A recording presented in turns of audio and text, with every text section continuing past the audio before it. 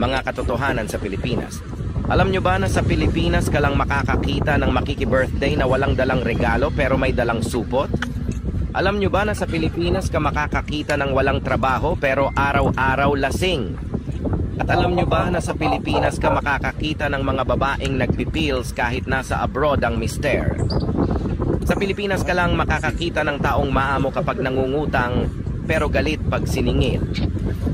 Pag ang tropa mo natalisod, imbis na tulungan mo, tatawanan mo pa. Ahahaha, tanga amputs! Sa Pilipinas, ang mga tao ay madalas magpasaring sa social media. Pero kapag pinalagan mo ay auto-block ka na sa kanya. Sa Pilipinas, ang magkakamag-anak at magkakaibigan ay nag-aaway-away at nagtatakwilan dahil sa ipinaglalaban na kandidato. At sa araw ng botohan ay pipicturan ang daliri na may tinta at ipopost sa social media na may caption na done.